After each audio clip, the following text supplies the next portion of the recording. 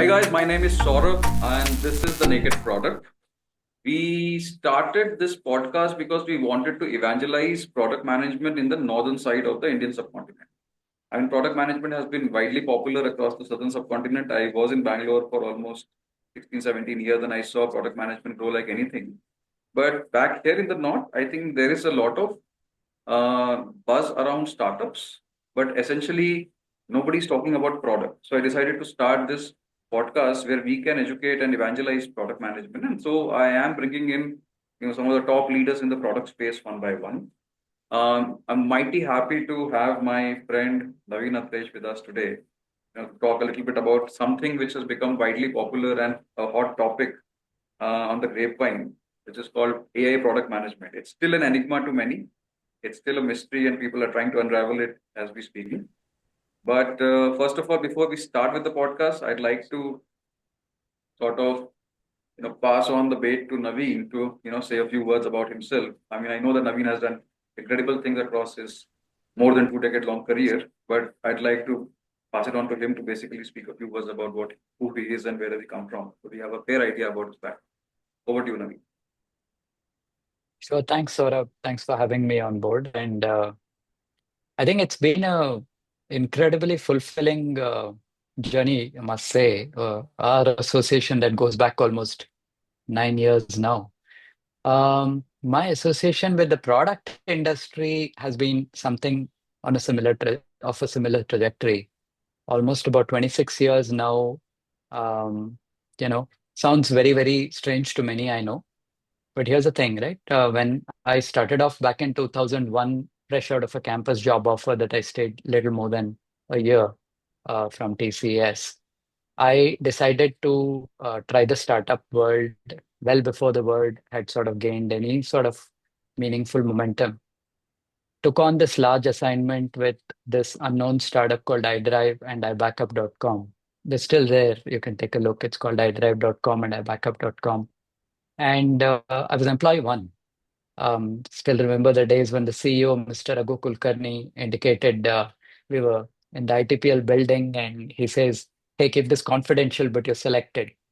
And start very humbly, grew through the ranks. Basically, I was leading the unit of about 18 people in the first year, and thereon we basically went on to create a software product division for iDrive, which was conceptualized little later in the game. iBackup was a bread and butter product.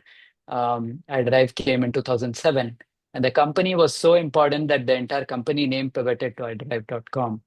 So as I exited iDrive in 2010, I think it was doing about $25 million in revenue. It was bootstrapped.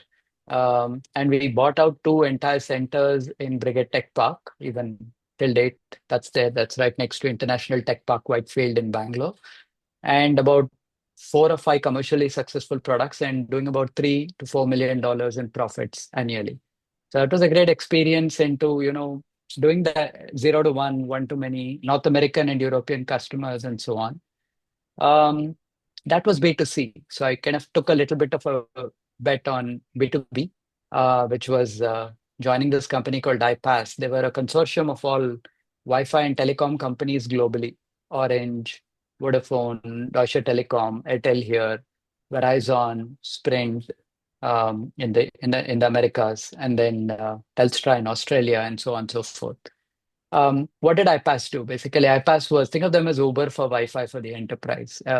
Gives you a connection manager, offloads you from mobile roaming, which is super expensive when you travel countries. As an enterprise traveler, you get a simple connection manager which shows you an Wi-Fi hotspot, and it's like an aggregator, like I said, Uber. So it's got all the aggregated hotspots of all those telecom carriers globally. You kind of just get latched onto one of them. That was a value prop, or laptops, smartphones, tablets. They were all taking off smartphones, tablets in 2010 and so on. So that was about a 3 year stint there. Then I took my first bet on the Indian commerce industry with startups called Capillary Technologies, joining the co-founders, Krishna Mehra, who's today coincidentally, a AI partner at Elevation Capital, and the founder and CEO, Anish Reddy. He's about to take the company IPO this year. They've been incredibly successful. They've had their shares of ups and downs, but I think they've done very well for themselves, the company, I mean, Capillary. And they were basically cardless loyalty and providing intelligent analytics insights to retailers across all formats. Doing what I love best, I spent the majority of my time, 60% odd, with my sales and field folks in the field, pan India. Saurabh, you'll probably like this. I spent a lot of time in Lucknow. We did a lot of discovery with Vishal Megamarts in your primary marketplace, almost about four or five of them. I used to visit I am Lucknow very often. We did a lot of discovery in Bangalore. Coincidentally, the capillary office was right on the fifth floor in Silk Board in Bangalore, the infamous Silk Board. Um, and we had a Vishal Mega Mart right there. So the discovery was quite easy. And we used to always work through very important top officers, the senior people, B2B, right? So it's a little bit of a different ball game. Great experience working with them and then bringing all the insights. It was an IIT Kharagpur entrepreneur ESL startup. So they were funded well by Sequoia in those days, what Speak 15 today. And then Qualcomm Ventures, Amex Ventures, and so on. So that was Capillary. Great insights, and we pivoted to heavily to Singapore and Americas as well. Majority of the revenue today comes from North America and APAC, and some reasonable percentage from India. So Madura, Aditya Birla Group, so many, right? Marquee clients, Pizza Hut, KFC, and so on. Um, that was Capillary, and then moved on to Flipkart, which was one of my arguably my best stints ever in my product journey. Flipkart was going through this when the day I interviewed at Flipkart, Vinny came on television and announced the first $1 billion funding. If you recollect, Saurabh, the very next day Bezos came on riding that lorry and he handed a check of $2 billion to Amit Agarwal, the then head of Amazon India. So that was the competition. It was brutal. And Flipkart took it on. And guess what? They're winning the game in India, at least. So that was great experience there at Flipkart. It's become like the PayPal mafia, the Flipkart mafia. So many of them have my ex-colleagues in Flipkart. So I was with the consumer shopping experience commerce platform and the supply chain platform, product page, cart, checkout, order management system, returns, reverse logistics, the whole works. And so many of my colleagues went on to create so many great startups and companies in India. The Grow founders are all my ex-colleagues, people I've worked with day in, day out, Neeraj and Harsh Jain and so on. PhonePe founders are my ex-bosses. Samir Nigam and Rahul Chari, I'd worked with them. Rahul was my direct boss. Vishal Gupta, the CEO of PhonePe Insurance, is my ex-boss.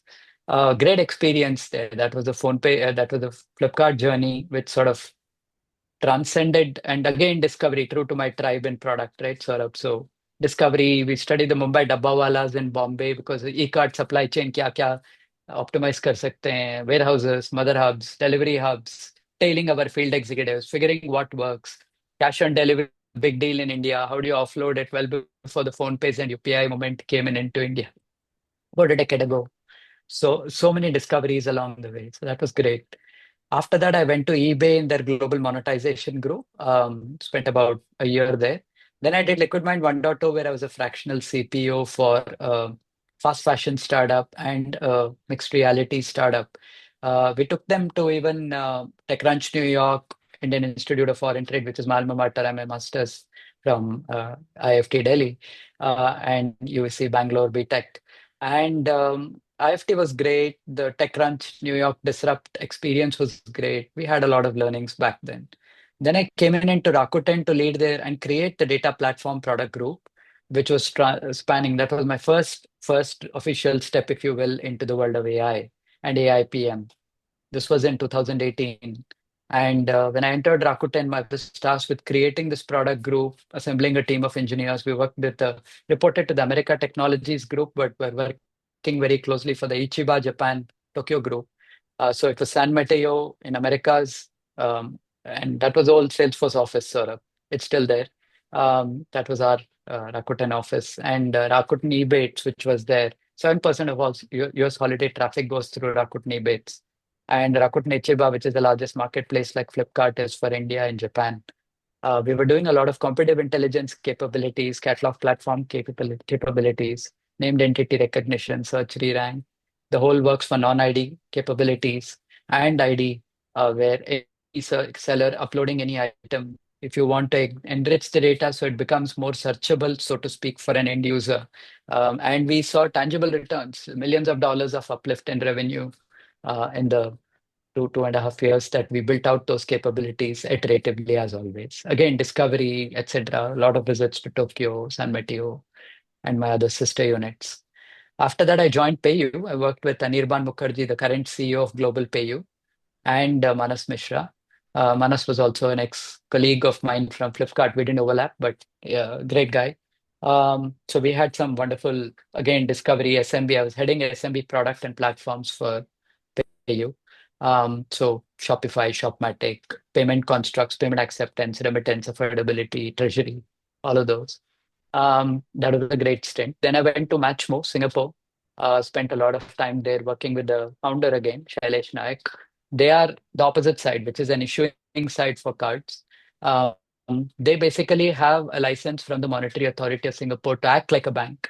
So they don't have to partner like in India you do if you're a card provider to partner with the bank because they have the license and you don't. You don't. They didn't have to do that in Singapore. But then in the other geographies they operate in, like Indonesia, Philippines, Malaysia, and so on in APAC, they had to take those licenses or partner with a player who has those licenses from the central bank.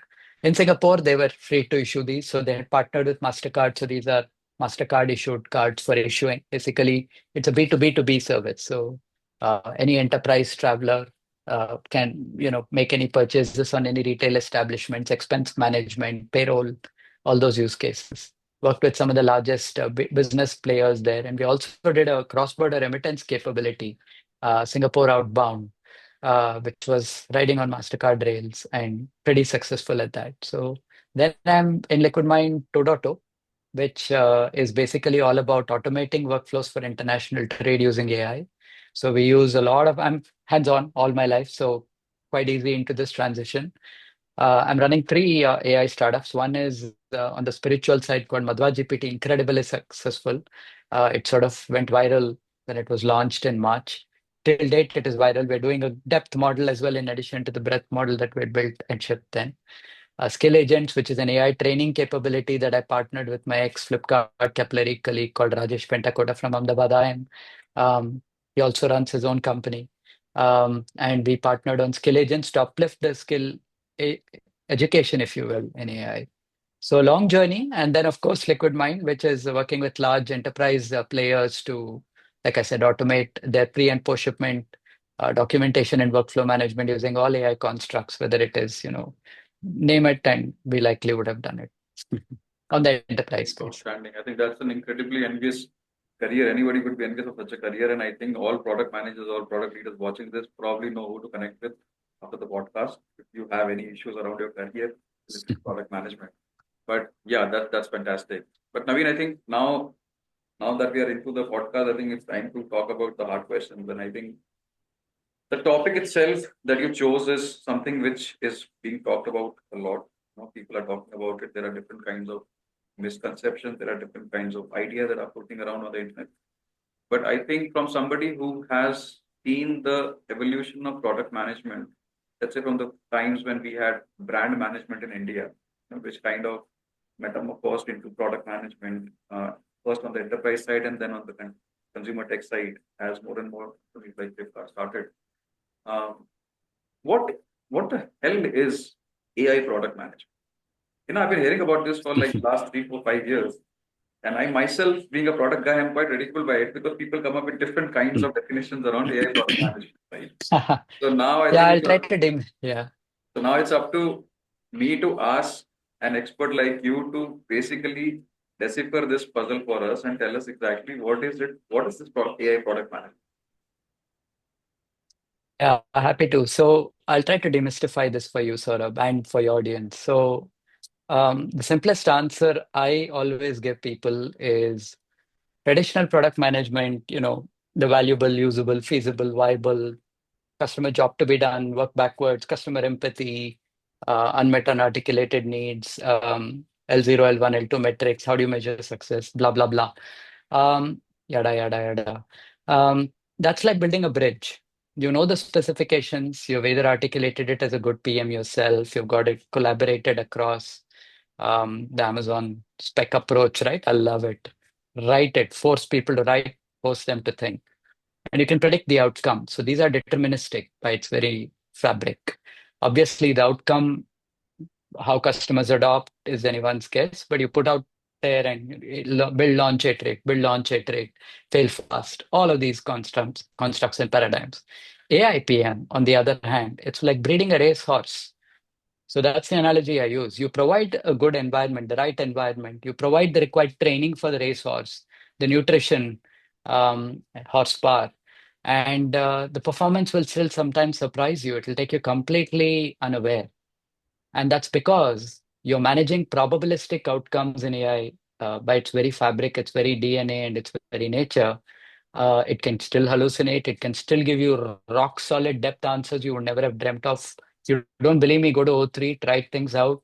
Incredibly good at reasoning capabilities, Microsoft GPT-o3. I mean, just today they launched OSS, an open source version of their, equated to O4, matching it, right? So in terms of so many of those core capabilities on their 120 billion parameter model and so on. So what am I saying? Basically, you're managing these probabilistic and not deterministic outcomes, and your product literally learns and gets better over time, and it changes behavior. That's pretty cool. It's like, um, they say this, and you're all product people who are listening in, and maybe those that are wannabe.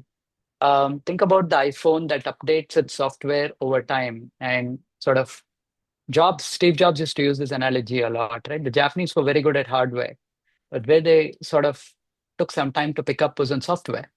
And the Americans flipped the switch and they said, Apple, etc., Microsoft, and all of them, where they said, we're going to build great software which powers the hardware. iPhone's a classic example. Tesla is another great example, where the product gets better over time.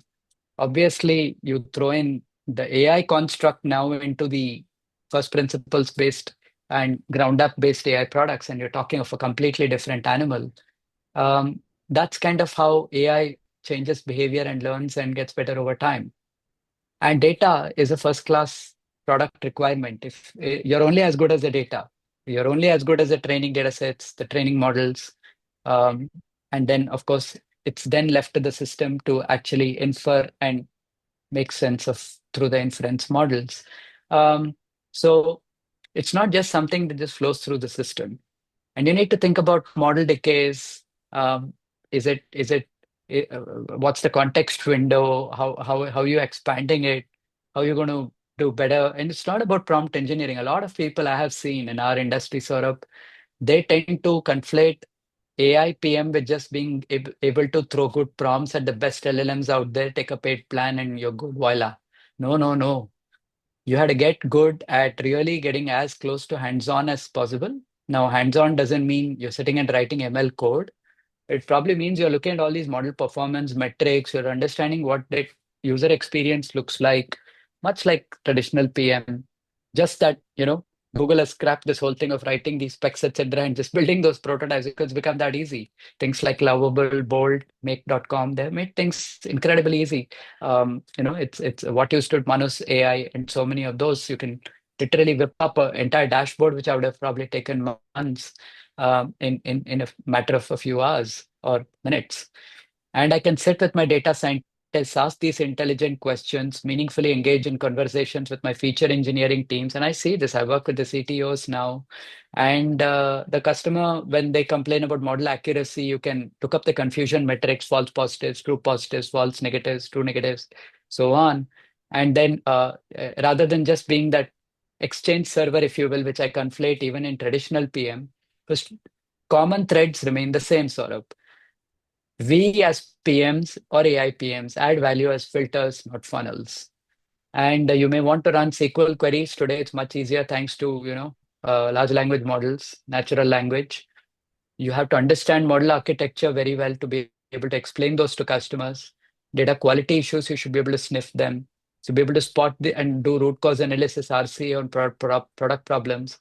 You should be able to articulate what success means to your customers. How do they measure model accuracy, success of what you deployed for them, B2B, B2C context, so on, depending on which field you work in.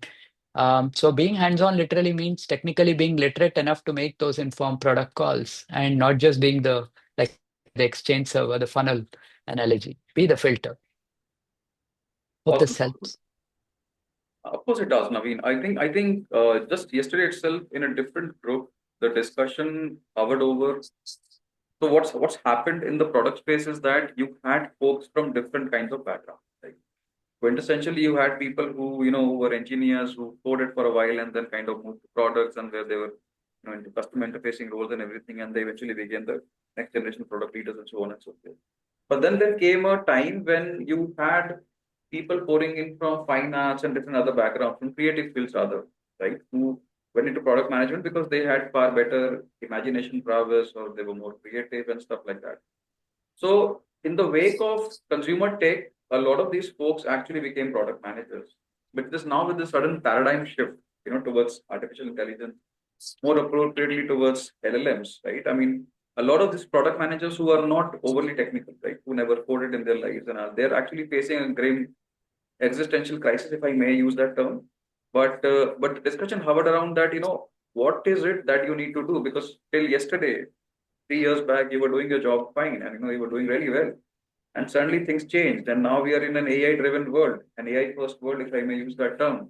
And today you are trying to figure out what really changed. How do I upskill myself? Is my job in danger? Do I really have a job? Do I need to go again for a software engineering course where I learn about AI? So there are hundreds of questions which pop out in the minds of these so-called product managers who have been in the pipeline for like 10 years, 15 years, even product leaders to some extent, who have never had to deal with AI, as you said, hands-on, right? Most of them are not hands-on. So if you were to advise them, let's say as their counselor, right? What would you tell them? Let's say I'm a product manager and I've never had to deal with technology stuff, right? Because I always had support of engineers and uh, data scientists and things like that. So my job was to basically figure out what to build based on customer pain points. So I basically would come back from the customer side back to the product side and basically decide what features to deliver, what MVPs to release, and stuff like that. Suddenly everything changed. Now we are in a different world where the AI development product life cycle is different. The AI product management life cycle is different. Where people are talking about in different terms.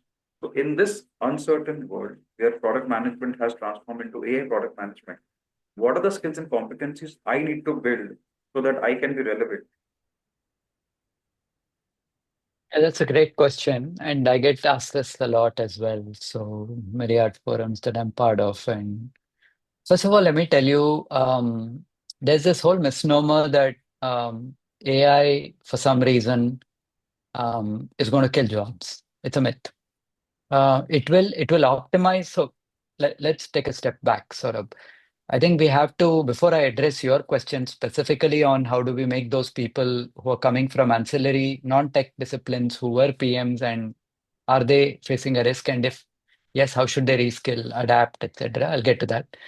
But let's take a step back and address the elephant in the room question, which um, is AI indeed an existential threat to the very fabric of society across verticals? Obviously, the answer is no. It is going to augment. And the reason I say that is AI is, in my mind, B2B or B2C, um, more like a fifth factor of production: land, labor, productivity, entrepreneurship, and AI. Now, what does that mean? Basically, think of it this way, Saurabh. If you are a expensive movie director and really spending all this expensive equipment to put together a movie, and today AI gives you the capability as um, with the tools that it basically the AI tools, and that's table stakes now, which goes back to your primary question on how do people upskill. I think the first is they need to get adapted tools, because this tooling is really what's going to help these people be relevant, stay relevant. And guess what? That fifth factor of production analogy I take is simply because they're now able to compete with people with much larger resources than them and still be super relevant. And that's the reason I call it the fifth factor of production, where now suddenly what was so think of it with a very different analogy, sort of. A decade ago, you and I were sitting and fighting to ensure there is net neutrality. Why did we do it? Because there was a Airtel Zero campaign, there was a Facebook Zero campaign, if you recollect then, it's well before it became Meta. And one of the things was that upstarts like some Flipkart or some whatever, right, some XYZ player where it was all taking off in India. Imagine if those upstarts were given a slow lane, slower access, whereas the ones that partnered with some of these biggie players were suddenly given a fast lane to the internet. Suddenly, a throttling internet depending on what engagement they have with the carriers. And we all wrote very firmly and we said we support net neutrality and we want to make sure that that is adhered to. Much like that, AI is democratized for the most part, although it is still very centralized with a few large players and fighting for decentralized AI as well in some of the forums and some of the people that I work with very closely. One thing that I definitely highlight is this emphasis on tools, which basically gives people the ability, incredible amounts of supercompute in their at their fingertips, provided they know how to use it. So I'm not saying you need to, like I said earlier, you don't need to necessarily learn. If you are that use case that you just highlighted, saying some ancillary discipline who was a PM, is a PM, and is scared for their job. Here's my advice. Get adept at AI tools, technologies, get adept at using it. Just get to know the basic constructs of how you'd interact with, let's say, through prompts, with, say, dashboard capabilities or these various databases, whether it's a Supabase or maybe you're using Pinecone or maybe you're using a crawler system like a Firecrawl or whatever, or maybe some large language models, myriad of them, code generation capabilities where you technically may feed in the required inputs, feed your code in, or work with your engineers to be able to, at least at a high level, understand some high level constructs. You don't need to know syntactical constructs. You don't need to know that perhaps in-depth Python code or the Node.js or the React code, etc. However, or for that matter, if you're deploying, then for example, you will need to know architecturally at least. That's what I meant earlier when I said architecture. How do you do containerization? How do you scale? How do you scale both horizontally and vertically, and so on? Some conceptually architectural aspects. And understand table stakes is the tools. Once you're hands-on the tools, no one can shake you. And that will give you the ability to great concepts, right? So one example I'll take is model context protocol. It's like your API construct, still evolving as we speak. It's launched by Anthropic. It's sort of like a standard like USB, if you will. And you suddenly have your large language model, which stores a MCP client, which speaks to myriad data sources and data containers, which basically run MCP servers. There is this orchestration layer where you don't get the answer of the LLM. It can actually query with permissions, of course, from the required data sources. Could be a Google Drive, could be a database, could be whatever data source XYZ. If you as an AI PM aren't aware or even high level of how this is going to work, even through simple LLM, right? So large language model is still very, uh, traditional language based English and regional languages, depending on the geography. Um, you're missing things. So that's my recommendation. I would say tools, concepts, stay abreast of what's changing in the AI space because things change by the week, I'm telling you. So stay on top of it, follow the thought leaders in that space, some table stakes advice on X and LinkedIn. There are many of them, and they write very relevant posts. They don't bullshit. And I would say 50 to 60% of it is also fluff on what you see on LinkedIn, etc. Because these people who are giving that gyan have per se never tried it themselves, just been told because they're influencers and they want to make a song and dance about it. So be careful about who you follow, but definitely follow, stay abreast. Just like all things in product, you need to stay abreast to the contextual aspect. And then you're hopefully going to get the required tools and the capabilities to be able to speak with engineering and your data scientists in a language, not necessarily coding language, etc., but at least high level on what tools can do what and where the drawbacks are, and be able to make better use of your LLMs and these tools to be able to have those meaningful conversations with your customers and within your teams. All right, Naveen, that was an awesome answer. And I guess a lot of these product managers who I spoke to yesterday in a different group that Malti runs were basically curious about this particular fact. And because most of them have done like the 5 to 6 years of experience at most. And it is at this time that they are a little confused as to what their career trajectory should look like. So I think this answer is actually going to help a lot of them. Thanks for that. Moving on to an interesting question.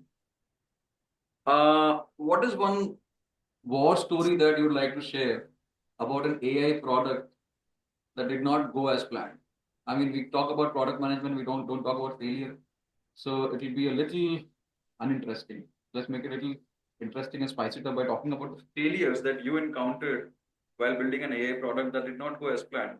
Entropy is part of our life phase. So recant one experience That's a that you great, yeah, that's a great question. Let me go through my experience with Liquidmind.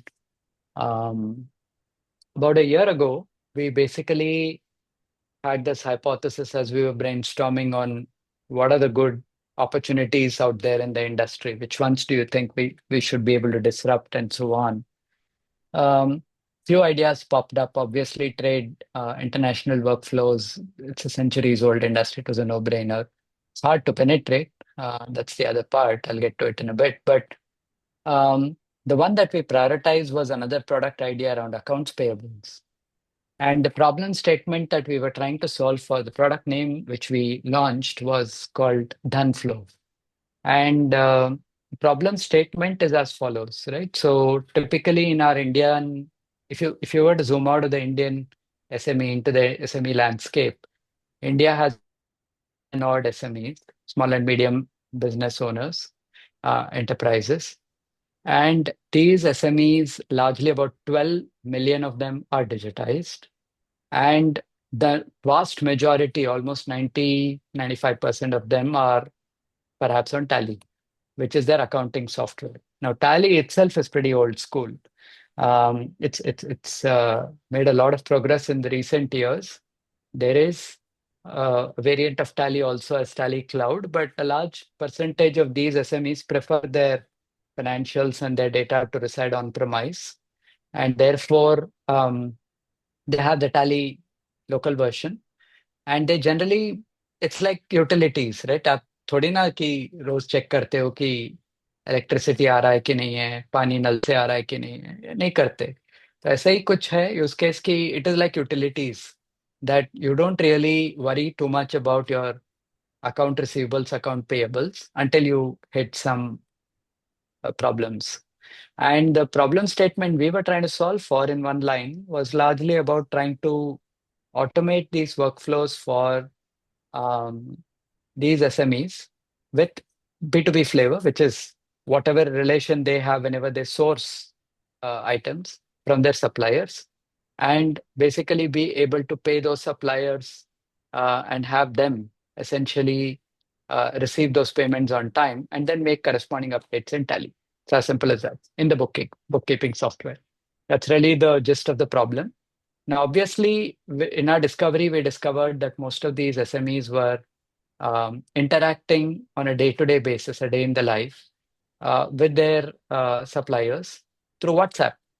So we said, let's go. We partnered with this company called Helter, which gives you a skin for WhatsApp conversational commerce. There are others, Yellow Messenger, you have um, Gupshup, and so on. They were far more expensive. So we partnered with Helter. It's an IIT Kharagpur startup. And smart people, Prashant, the founder, I got to know very well. He and his team do a wonderful job. So it gives you a lot of workflow management capabilities on Helter to be able to, you know, connect through, if you will, a bot, a liquid mind bot, or that retailers, and it shows up there, and whatever invoices the suppliers typically raise to these people comes and falls into that, or these people can forward it into that ID, and then automatically that triggers the workflow where it sort of uh, creates intelligence, builds AI capabilities to use TDL, Tally Development Language. Um, the invoices are scanned through extraction agentic frameworks, AI again, and automates the entire workflow ताकि it is seamless कि आप upload कर दो, it will make task management capabilities, reminder systems. बस क्या है ना, Indian SMEs have this mandate कि any payment that hasn't been received into you. Now, SME, it could be this SME or their supplier. That could also be wholesaler and large enterprise, whoever. So 30-day window exists, and beyond which, if they don't receive payments, the one who's due to pay them can suffer penalties. And then there is this whole thing about GST credit and all of these nuances. So we sort of automated the whole workflow. And we did built this in about 5, 6 months flat. Late last year, we went to the market and we launched it. We went to SP Road in Bangalore. We went to Commercial Street. We went to Indiranagar main market. We went to a lot of our hubs in Jayanagar, Banshankari. We went to Hatikhana in Gujarat. We went to Bombay, across all of the major hubs, if you will. And we trialed this product. And a lot of these SMEs were a tough nut to crack. No, I have done SMEs for the longest duration in my stints with PayU, with Liquidmind 1.0, and so on. But this was a completely different beast. We had to go like in SP Road, you have to work through only trade associations. They're like these orifices that get to the end user. Much as Steve Jobs hated these orifices, I used to be a big champion of SMEs. I saved many SMBs during the pandemic. When I was working with PayU, I sort of in a personal capacity, I sort of just didn't want them to go washed out, because there was nobody to buy from them. So, whether whatever their cash flow requirements are, I used to just step in and help them and say it's okay, just keep it. Because we just hated the fact or the idea that an SME would die. But this cold reception that I got when we launched this full-fledged AI capability, and with due discovery, as with all PMs, and true to my tribe of being a blue-blooded customer development, product discovery, customer first, work backwards type of PM, it was a shock to me that A, I had to work through these trade associations that are very old school. B, they have no urgency, Saurabh. If you will, right? Whenever you hit doctors and you show any cool technology like GPTs or your Apple Watch or your whatever, right? Smart watches, they hate it. And they're pretty averse to adopting technology because they think don't Google things and come back with symptoms, etc. Much like that, these SMEs are even worse a breed. They're not even willing to give it a try. And it was going through these orifices who controlled when those SMEs will get. So I literally visited 100, 200 shops in SP Road and Commercial Street and in all these hubs. And while they promised saying, "Ha, hum denge, hamara meeting aaj aa raha hai, kal aa raha hai," then we met one more person in Chickpet, if you will. That's a huge SMB hub and wholesale hub, actually. And we visited almost about 20, 30 shops in just one evening, early January. And I remember Malleshwaram, we visited all the hubs. And the reception couldn't have been worse. Problem is for real. Pain point is for real. Payments have to be made on time to those suppliers. We've integrated with all the PhonePe and PayU and Razorpay PGs, payment gateways. We make that life easy. We give that a customer acquisition channel to these people like PhonePe or Paytm or the acquirers, Razorpays and so on. And then we met this person in one of the hubs in India, and the person says, "Why don't you arrange a meet for all these trade association heads to come?" And they're very, very old school, very retrograde. So it just didn't fly. And within a month, I think it was very clear to me somewhere around end of Jan, this damn thing isn't flying. We need to just completely pivot, kill this idea, and put all our energy on this one thing called Trade Veda and just simplify the whole narrative. And then, worse still, we went to Axel Atoms. We presented both the product capabilities last year, and they said, "Hey, come back to us when you have this trade thing going. We don't believe your Dunflow idea is that big a market." And we wanted to sort of take that as a challenge and prove them wrong. But frankly, okay, they were a little theoretical in their assessment as well, because I know a lot more about the Indian SME market, perhaps, than the individual I was speaking to. But I would say there were lessons to be learned, and the market's just very, very averse. And there are once in a while sort of these, uh, if you will, the silver bullets that come through. Where in PayU's case, where a pandemic came in, and Razorpay's case or whatever, right? So the huge influx of SMEs that come and sign up for your service because nobody is going offline to shop with them, and they're facing the heat, and therefore they all want to come online, and therefore they need a payment aggregator to be able to collect payments, and hence they come to a Razorpay or a PayU. It's a very logical outcome. So we were signing up SMEs at a very fast clip in those times when I was with PayU running the SME product side of the house, platforms and product side of the house. I sort of probably fell into my own trap of discovery and hypothesis. And with all this, it just goes to tell you, right, Saurabh, I could be a serial entrepreneur with 26 years product experience, building and shipping perhaps 20, 25 very, very commercially successful products across all these myriad companies I have worked for with a very illustrious career, but I could still make a first principles mistake like this. I don't call it a mistake, but I do call it as a learning. I'm proud of the fact that I was able to put a bullet in the head of this product called Unflow in less than 6 months. And I said, let's just shift all our energy to just this TradeVeda product, our flagship product in trade workflow automation using AI, because I know that the opportunity exists. And I pivoted the consumer cohort too. I did two pivots: kill the product, then flow, focus on TradeVeda, pivot completely away from SMEs, and said there's no money to be made there because these people won't even pay. Adoption के लिए इतना रो रहे हैं तो लोग पैसा क्या देंगे? So we pivoted also to large enterprises. That's a different animal and a different story for another day on TradeVeda's use case. But great learnings there, and that's a story I'm proud of. The fact that um, we failed fast in identifying that there is uh, not just resistance to pay, but there is the probably that was a second order problem, but the resistance to even adopt because they're very old school and it's a pure play AI product. Now, we're moving on to something which Michael Porter described as competitive strategy, right? And much recently, if you see, Richard Brumel wrote an entire book around it, right? I mean, he described strategy as consisting of three parts. One is basically when you are taking stock of the operating environment. Second would be creating a set of guiding principles, which is a set of plans which will basically ensure that you go from plan point A to point B. And third would be a set of tactical plans that you will execute on the ground, get your desired results or achieve your goals. Having said that, if you, and I'm sure you know that Ravi Mehta recently, probably 2, 3 years back, published something called a product strategy stack, right? Where he spoke about it was all a framework, a mental model to make things simple. But considering AI is now at the crux of the professional utopia, how would you create an AI product stack? And before you answer that, let me also give you an overview of the fact that Professor Karim Lakhani recently wrote a book called Competing with the Age of AI, where he spoke about something called an operating model. Right? He said that along with business models, most AI products will have an operating model consisting of scale, network effects, and learning.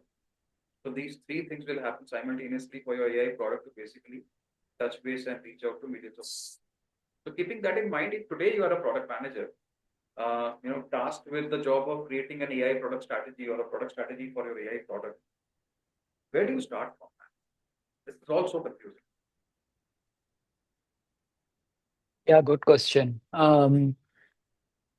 And there's no one answer to this, Saurabh. So let me break it up for you the way I see it. Um, the f- and I love to go to things from first principles. So you got to be able to look at this problem with the two major lens. One is the business to consumer product line, and one is the business to business and derivatives, B2B to B, like Matchmo, one of my prior companies, was very complicated actually. Uh, and and we'll probably take these two flavors, B2C, B2B. I'll address the elephant in the room, which is a harder one, which is B2B and AI. Because here's the thing, Saurabh. As you know, I'm going to be pretty infamous for stating this, but India still doesn't even have a white paper for AI strategy. It's a shame. We should have had one long ago. Uh, I've even written to the Honorable Minister that we lack one. We should be putting one together. All of our product and AI think tanks should do a better job in authoring one as well. And that's something that I hold as sacrosanct because it kind of sets the tone, but it's not what's done today. If you see US, China, they're probably about 20 years ahead of us in AI and adoption and quantum and the kind of investments they're making, technology investments in this space. It's massive. India is perhaps nowhere there. I have to say this, and I have to be blunt in my assessment. We are not sugarcoating anything, I hope. So I'm telling you openly and to your audience that we have actually missed the AI bandwagon, if you will, in India. Now, the only thing that we can do to perhaps, and this is definitely true for the foundational models, we probably don't need one now. Some of our existing ones that are people are portraying as foundational models, the data sets are very weak. I've tried some of them, and some of them are just hype. I won't name them in the interest of. Um, yeah, I think some of them are, at least I'm happy they're trying, but honestly, I don't think there is that mind share in the minds of our users to even go down that path. So it's still very heavily tilted in favor of the some of the large scale foundational models, centralized AI models that are launched in the US and in China. China being Quen and DeepSeek and whatever, and US being perhaps the GPTs, OpenAI, O3, 4.1, 4.0, Anthropic Claude for sure, Sonnet 3.5, great encoding, Sonnet 4, great encoding. They just did a Sonnet Opus launch for one or something today. So every day you see them dropping something new. Coming to your question, B2B strategy. Now, why did I give you this gist of why we miss the bandwagon is it's important to know that in India, there is this perception and notion. Let's split it by geography. In the US, AI is very much in the DNA of most companies. They're speaking of it. The market there realizes the need. Be computer science people, it's a fact that they're finding it hard to get jobs there, fresh out of college. If they don't reinvent themselves with AI skills, AI tools, AI tech, like some of the things I spoke to you earlier, forget India, even US, they're facing a similar heat. Many of the fresh grads, unless they are AI ready. And the ones that are established in the industry and seasoned scientists are getting paid, as you saw the news, again, hype. Meta is even ready to roll out $1 billion offers to some of them. Now, the US gets AI in the and China, of course, in their enterprise realm, and that makes investments being not just board driven. चलो कुछ कर देते हैं AI में. Like many of our Indian enterprises are starting to talk about. I'll take an example of our own trade documentation use case. So you have this typical trade doc where we run our extraction agents, and it needs to extract some data, a very solid use case, make sense of it, do some matching and mapping with respect to the left-hand side and the right-hand side, uh, make a checker, if you will, document that comes from the custom side of the house and the custom hold agents side of the house, and then identify inconsistencies and then report it to the various plants of these various large organizations we're working there across all the verticals: food, chemicals, textiles, manufacturing, engineering, defense, all of them. Um, and then there are regulations. For example, there is this whole thing in our Indian trade context called SCOMET and preventing dual use, what is restricted items to be exported, and export controls, and so on.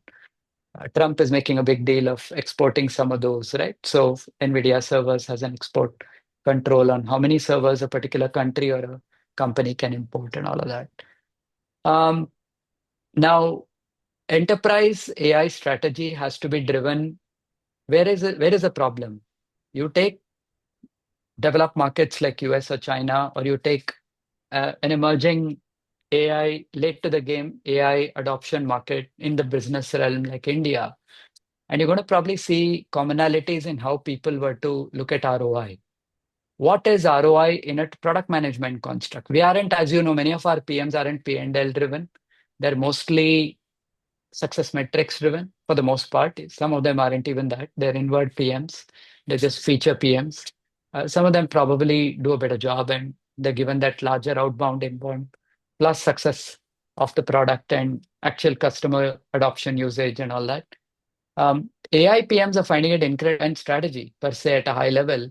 AI strategy is facing an incredibly strong headwind in terms of how ROI is measured.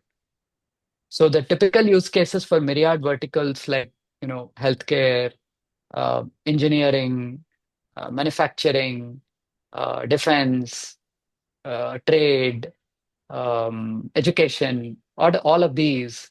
Um, the common challenge they all face is how do you measure ROI? Mandates given by the board. Some cool dude there in that organization says, "Chalo chalo AI kar lete hain." They basically think AI is prompts. They think AI is chat GPT. And they think कुछ prompt डाल देंगे, कुछ output आ जाएगा, चलो हो गया. इसका validate कर लेते हैं, extraction as an use case for example, चलो ये डॉक्यूमेंट फीड कर दिया, उसका कुछ आउटपुट आएगा, दे सो myopic. And AI is like AI agents that basically take an instruction, run with it on a depth construct, end to end without human intervention, or agentic workflows, which is really myriad AI agents working together in tandem and taking things without human inputs at all, being able to take decisions on the fly, learn on the fly, and like a full self-driving or a coding agent or whatever. These are hard constructs and they have to be thought through, not just about some stupid prompt. Although I still respect prompts and, you know, people to feed in very, very sensible prompts to be able to get garbage in, garbage out, right? Nowhere is it more true than, say, training models and inference models and in the world of AI. And they need to know how these constructs are being used. So at a strategy level, there is a lot of confusion and conflict at the senior leadership level on what AI means. Take any vertical, like I said, and there's that big chaos. Second is success, like I said, success metrics. How do they measure success? Is it time motion? Is it productivity? Is it cost reduction? In a world of trade, what do they lose if they don't do this? अगर AI कर दिया, ये पूरा मर्ज match का अगर हो गया, and अगर शिपमेंट डुमरेज चार्ज जो हो गया है कि पोर्ट में बैठा है, गया नहीं अभी शिपमेंट, और वैलिडेशन में कुछ फेल हो गया, वेरिफिकेशन में फेल हो गया, 100 लोग कर रहे थे, अभी दो दो लोग कर सकते हैं, कोपायलट डाल दिया, Copilot's a big buzzword as you know, and then you do some human feedback. What do they lose if they don't do it? Is the shipment cost? You remember, I'll give an example in our world of trade, in this B2B example, just one. India, some exporter exported a consignment of mangoes, Alfonso, whatever, somewhere in April, May, to US.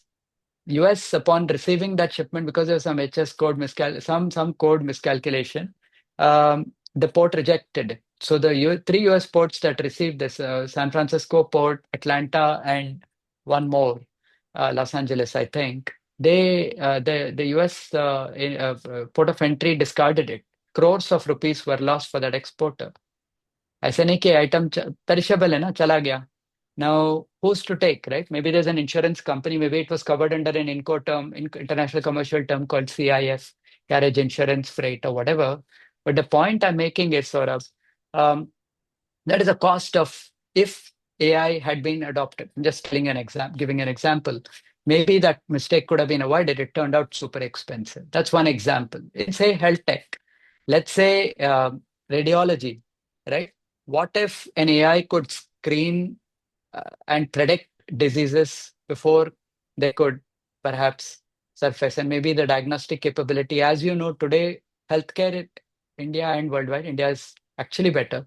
Um, the people that I've spoken to, and experience, because I have senior citizens in my own family circles and I've run around quite a lot for uh, through the years. Um, One thing that I will say is the impact that it can have in descriptive, diagnostic, predictive, and prescriptive on the data model, and also in the ability to predict and perhaps preempt even what a doctor may, with all due respect to that discipline, I respect them immensely, um, be able to predict that, right? Leading indicator, a lead metric. Now that's the B2B context, Saurabh. I just gave you some flavors on what does strategy mean.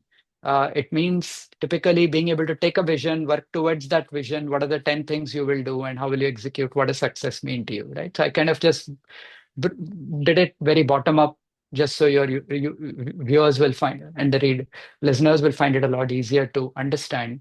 Let's switch context to B2C use case. B2C is a very different beast. How are you going to do it at scale? Now, AI is one of those great products and capabilities where you technically think of all these LLMs, think of all these tools. Think of the coding agents, cursors, windsurfs, Claude Sonnet 4, whatever, right? The ones that are supposed to be very good in coding, uh, etc. Um, you're supposed to work on the concept in AI of input tokens and output tokens, roughly one token equal to one word. Not always the case, but roughly, let's assume. And they charge per tokens, per million tokens. Input this much, output this much. Um, what if you, and the monetization model is pretty cool. They charge upfront, monthly, annually, or whatever for the token usage. If you run out of tokens, your code just stops getting generated. So it's as bad as an analogy as I would like to, well, equate it to. It is like constantly making you want to use more. It's one of the most recession-proof models, business models I've come across in my whatever 26 years in monetization of products history. And I've dealt with quite a few that I have personally been in charge of monetizing in my stints with, PayU or uh, I back up for the most part. I drive for the most part, and then some stints in Rakuten and in iPass and so on. Um, and that's kind of goes to show that you you have to look at it with a very different lens. What does success mean there? How quickly can you get products to market? What's strategy going to mean there?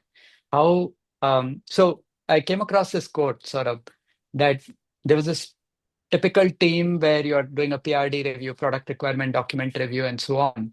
And in the time that it took for people to arrive at a decision and consensus on whatever, right, after reviewing PRD and so on, there's some cool dude there who had actually mocked up the entire thing using AI and got it to work. So it is all about building and not just about showing. Build versus show, right? So that's the paradigm shift that both B2C and B2B constructs are taking. So we created lovable interfaces to show to our enterprise customers, which earlier we would have probably a year or two ago done on Figma mocks. And this was whipped up in less than maybe a couple of hours. And we were able to get concurrence and get on our way.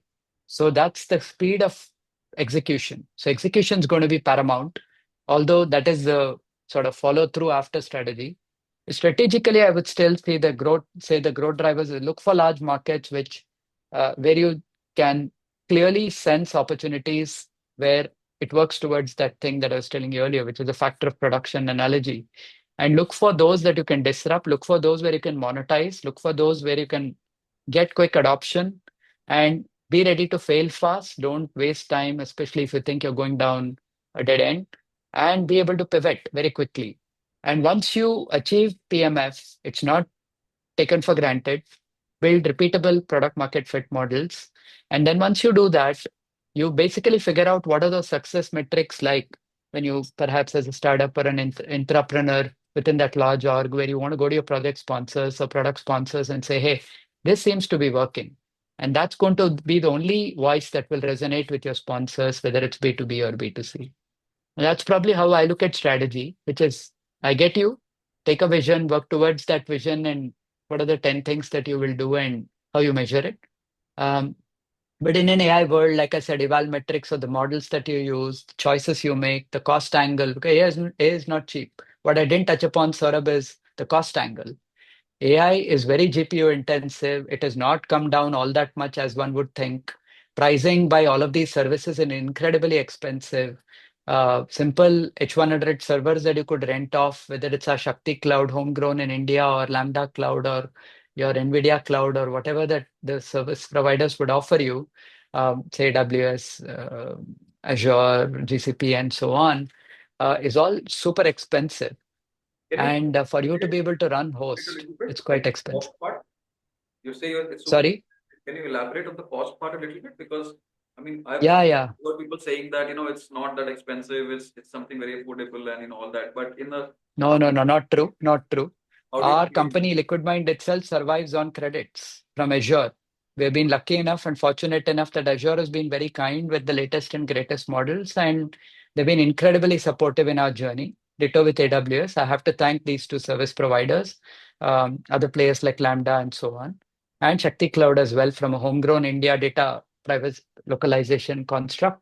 These are all very good players who have supported startups like ours. But if you look at a typical large enterprise on-premise AI host, let's say DeepSeek or whatever, right? Quen or whichever you'd like to host an open weight model, and perhaps deploy it on DevOps and basically get the entire model running with, let's say, whatever, right? 100, billion parameter model running on your data centers. It is incredibly expensive and it goes up pretty exponentially, much like any other.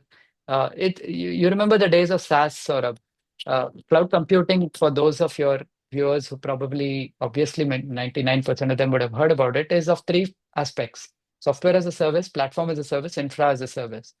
So this is mostly around AI hardware, is mostly around infra as a service.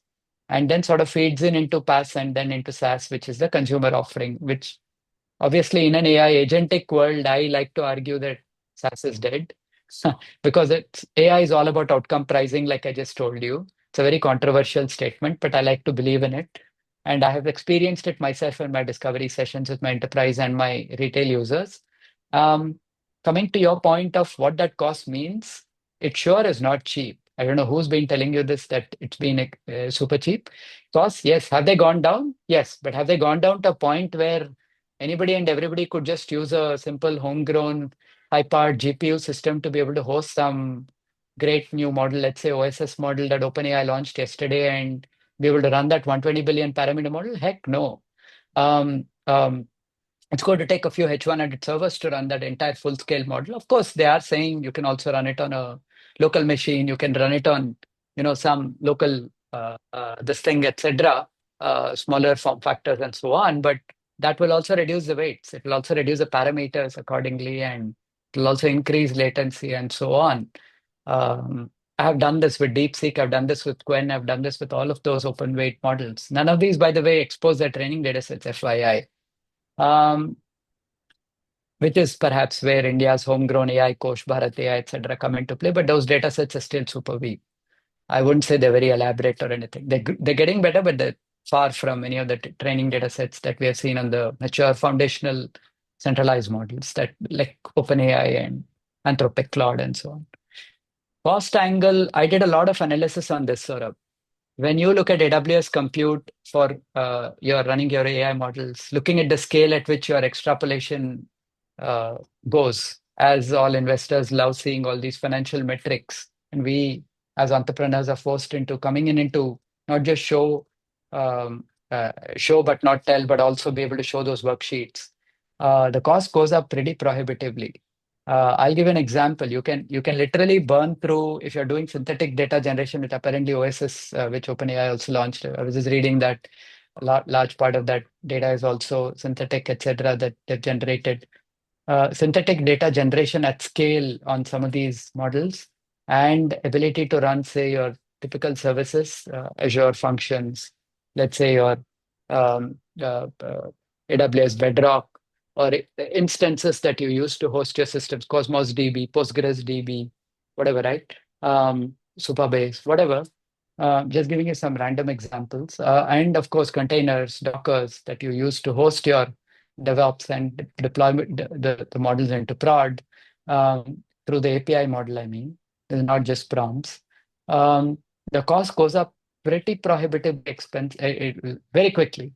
Last year, I'll give an example. Some of my engineers forgot to turn off the configuration. They were running off some uh, virtual machines and some Postgres databases.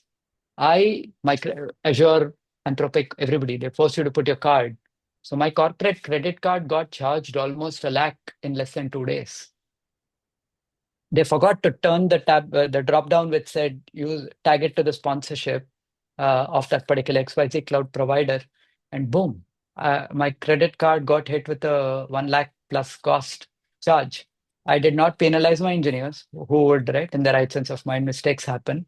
But these are expensive mistakes like hell. And yeah, so costs are going down, but I'd say it is in multifold sort of cost per like I said, input token, output token, and then how do you price it accordingly? You have to price basis outcomes. It's very hard. You have to cover your cost, otherwise you're going to run into losses. And I've seen Liquidmind, my startup is an NVIDIA Inception Program startup. I see a lot of these videos from even great VCs that come in and talk to us, startups. All of them say, yeah, AI is all about price for outcomes, which goes back to my original thesis of saying SaaS is dead, the way people price per seats, so many seats, minimum term commit, all these are passe. It's all about outcomes. It's all about how you price effectively so that you are not getting shortchanged in the huge compute costs that you may be incurring. As long as you're covered under some random cloud model, it may be okay. But the minute you break out of that fold, if you're not careful and cost conscious, your unit economics is going to look pretty shitty. So, I mean, now moving a little bit towards distribution per se, right? I mean, that is something that's not been talked about too much in the AI era. But it seems that today the cost Or in fact, rather the velocity to develop has, it's so fast that, it does not take more than an hour to build a product in today's world, right? Look at Lovable or Emergent AI, any of these agents, which are generating, spitting code like anything. But in this AI-driven era, if you talk about distribution, that is the hardest nut to crack, right? Be it an enterprise product or a consumer tech product, right? What would you advise PMs who have been tasked, uh, you know, with the I think it's a gargantuan job to take care of distribution for a consumer tech product. You've been in Flipkart, you know how hard it is to crack a price conscious economy like India. But in today's world, if you are building an AI product, how would you solve the problem of distribution? How would you crack this? You can give me the B2B See, answer as well as the consumer tech answer both. see, first of all, great question, first of all, and it's very relevant. Your only moat is distribution, by the way. And again, there's no good answer to this because the, and I'll tell you why. B2C, that was your question. So I'll speak of both, but I'll start with B2C. Um, if you were to take a typical look at why did you got to go back again to first principles. So why did PhonePe succeed? Why did Flipkart succeed? Flipkart came in a day and age, 2007, if you recollect, and they launched when traditional commerce via websites was almost non-existent. There were one or two players, but nobody that promised vast selection, low pricing, fast and convenient delivery, same day, next day delivery, etc., and pricing and availability, selection. So they came with that promise, and they went viral. That's how they took on, even though, you know, for the first few years they were pretty modest at their scale. Um, If you look at why did PhonePe or Paytm, okay, Paytm was a late entrant to UPI, forget them. They succeeded because of the wallet, semi-closed loop wallet, and so on. Why did PhonePe succeed? They're a great example even before Google Pay, right? So if you look at the market share, it's mostly PhonePe almost 60%, Google Pay 30, and others, whatever, balance. So, I mean, depends on who you speak to. Anywhere between 45 to 60 is what I've read or heard, PhonePe's market share. And they built it on this UPI stack. They came up with the first client, um, mobile smartphone client, which basically solved for distribution by saying, in many of these SP Road retailers, I went and asked them, I said, what, you're giving me a hard time to adopt this stupid two-tap product, which I built for you, which is supposed to solve your life problems in your interaction with delayed payments to your suppliers, then sending you notices, legal, ye, wo. We're solving all of it. Push it does your bookkeeping for you. The whole damn thing's done by AI. Why the hell are you not adopting? How did you adopt PhonePe? So the one thing that they all told me is, sir उसमें तो कुछ करना पड़ता नहीं है. एक QR आ गया और दूसरे तरफ एक स्वाइप आ गया, एक क्यूआर स्कैनर और बस एक पेमेंट. वो तो बैंक को लिंक्ड है, हमें तो कुछ करना ही नहीं था. So their adoption curve or installation or learning curve was almost zero to non-existent. The whole damn thing was built on some underlying stack called the UPI stack, much like the Aadhaar stack. So these DPIs, digital public infrastructure goods that the government of India launched, I think that's a good initiative, no doubt about it, especially UPI. And the good part about so it's really UPI which succeeded. PhonePe was one of the, so how many people can build a better product than PhonePe or Paytm in terms of skinning and usage or whatever, right? Many, because it's all based on the UPI stack. It's available. You can take UPI code and build one yourself too. Can you solve the distribution problem? No. So what did PhonePe do? They came in 2016 when I was just moving out of Flipkart. I remember the day when we announced the PhonePe reverse merger into bringing in back the founders and sort of bringing them back into the fold of Flipkart. Why did they do it? They wanted to tap into the Flipkart distribution network, which already had an established network by 16. The Flipkart was almost 9 years in existence and had built a huge whatever, right? Depends on who you speak to. I'm not privy on the numbers. I'm guessing at that time it was whatever, right? 50 mil odd overall users and maybe whatever, 3, 4 million monthly transacting user. I don't know. I'm just guessing. So that's still a huge network to tap into to solve for the cold start problem, if you will. And so you have a product on the one side, and then you have the banks, etc., that they've already gone and negotiated with few of them. ICICI, HDFC, I don't know. I've forgotten who all they did. And then they, whatever, right? UPI had zero commission structure. Earlier, जो MDR जो होता है कि every merchant, if you take a credit card and swipe, they wish to whine saying, sir, मेरे को 2% दे, आप मेरे को वो 2% दे, नहीं तो cash दे दो. So they didn't want to pay that 2% commission to. This was the merchant behavior, SMEs, pan India. UPI solved that. They said it's zero MDR. So there's no transaction discount rate. That is literally free. So these people had the supply side covered with a few banks or whoever they were participating institutions. And they came in and used the Flipkart network and then tried to push the UPI adoption. And anyway, India had this bigger mandate to say reduce dependency on cash on delivery, which was 80% of India transactions. So now it was just serendipitous time and good timing that you know that took off and that distribution problem was solved. Why am I giving you this great example is because it's a classic example of how to solve and crack a very hard market. Even today, by the way, UPI is free. And a lot of the discovery, I keep seeing often, right? Amrish Rao and some of these Panlab CEO, many of them who keep speaking of saying the minute uh, should there be an MDR and will customers continue using a service like UPI even if there is an MDR? You saw the recent Galata in Karnataka about a month ago when some of these SMEs who were accepting through these digital public infrastructure, UPI stack, etc., were asked to uh, register and pay backdated arrears for the GST that they hadn't, which is indirect tax. And they created a hue and cry. Finally, the government said, okay, at least आगे जाते तुम लोग register कर लो, अभी pay कर लो. So they said, my Dudwala said, nothing doing. I'm just going to accept cash going forward. I'm not going to accept payments from you for your monthly Dud delivery for which is a good whatever, right? 5, 6K or whatever, depending on the family size. I'm just giving you a hypothetical number. That's quite sizable for a given family, average family in India. And if you look at that India 1, India 2, India 3 segmentation, you need to look at that distribution strategy. And I'm talking India context, it differs vastly in US because their maturity and adoption cycles for AI and consumer tech and B2B tech is very, very different from India. So I'm not even talking about Singapore, Southeast Asia, or other markets like UAE or US. I'm only talking about India. So India, as you know, Saurabh, it's India 1, India 2, India 3. Basically, your tier 1, tier 2, tier 3. Vast majority, you, me, we all, Lucknow, in your case, Bangalore in my case, and many of our good friends sitting in Hyderabad, Bombay, Delhi, etc., Chennai, etc. They're all going to be in these metros. That's India 1.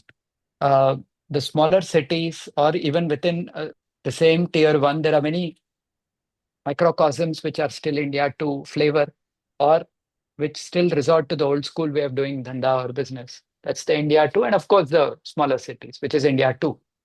Then India 3 is really mafusel, and they still need the help of a shopkeeper to be able to transact online, and they're not very adept at it, and they need some helping hands. Um, so distribution has to be cracked first. It depends on what your product's solving for. Uh, AI is not going to be your solution that you're going to say, may I bring this great, manna from heaven called AI, chalo abhi isko le lo. They're going to kick you out of the room. So I don't think you should go with a narrative saying, and nobody gives a damn what you use under the hood. Why do they care? What was Jobs' hypothesis when he launched iPhone? Make it so bloody dumbed down, hide every complexity away from the user and give them just one skin to interact with. That's all, which is the interface. And remove all the keyboard buttons, everything, and give them a giant screen. It stayed true today, right? So similarly, nobody gives a damn about what's under the hood. In AI, you use whatever, right? For all you care, you use people to power it or whatever it is. Nobody cares. So AI narrative per se will not fly, whether it's B2C or B2B. B2C, they couldn't care less. Whether you use AI for doing some fancy work on some e-com website or you use or app, or you use some cool AI to deliver 10 minute delivery को 3 minute में कर दिया, nobody gives a damn. So I think what people care about is experience, cost consciousness, which India कितना देता है. That logic has not gone away. The fuel analogy of what is the mileage of a given two-wheeler. Um, that mindset is very strong in India, and unfortunately, it's one of the biggest hurdles for us to do business here in India. And unless that public mindset in India one, India two, India three goes away, more so India one is equally cost conscious, sort of. No matter what you and I say, I think even India one, you and I will face the same speed bumps. They couldn't care less about AI. So a narrative for distribution has to be like the phone pay to hopefully get that silver bullet, some head tailwinds that's powering you, and smart strategy. Goes back to your earlier question of strategy. That's one example of strategy gone right. It explains why Rahul Chari even went over to, I think, Harvard or something a couple of years ago and gave a talk on phone pay's success. And this, although again, they solved the distribution problem. It's incredibly notorious in India to solve distribution, and they solved it. So proud of them. And if you look at, I'll give another example. Sort of insurance. It's a very fragmented market in India. You look at all the players out there. Reliance is entering again big time. Policy Bazaar has been an aggregator for the longest time. You and I know they're also public. Um, you look at some of these regional players. ACO has made things easy and sort of making it. They're like Grow, right? No, Grow for uh, or Zerodha for mutual fund stocks and equities and so on, where the interface is they brought it from a very old school way to a modern way of app first, tech first, customer first paradigm. Some of the good aspects of what product first thinking should do. The ACO kind of imbibed that into the world of insurance and solved some, but it's still a very fragmented market, insurance. I'm sure you'll agree. Has anyone cracked it 100%? Heck no. It's very broken even today. The experience sucks across major insurance players. Your policy is about to expire. You probably pay something, पता भी नहीं चलता कि update मिलता कि नहीं. Some have gone ahead of the curve. Banks that love to deal directly with you suck in their interface, whether it's website or app. Some of these aggregator players aren't doing any better job. They marginally better, but it still sucks. You still don't get timely alerts on when your car insurance is about to expire and you have to renew, or is it auto renew, or is it set? I'm sure there are options, and wo sab hai. Everybody's done their bit. All the aggregators, I won't name any, but they've all done their bit, but nobody quite does the end to end pretty neatly, taking a customer first view. So distribution is very depending variant on industry, sort of. If you want to, for example, penetrate and take AI and sell it to some doctor, say conversational AI, right?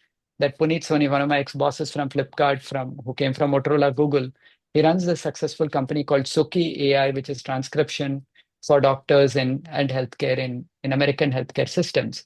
Imagine doing something like that in India. Have you come across any? No. Now, why is that the case? Is it integrated with EHR, electronic health records? Not that we don't have a UHID concept, we do for the longest time.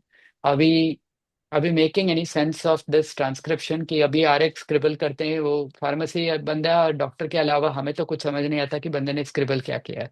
So penetration in various industries, engineering, manufacturing, hospitality, uh, um, yeah, the bread and butter businesses, right? So long tail, um, freelancers, how are they going to use and adapt? And is distribution going to be on the narrative of, hey, use this because it uses something cool using AI, or use this because it solves a job to be done, and here is how you can measure success.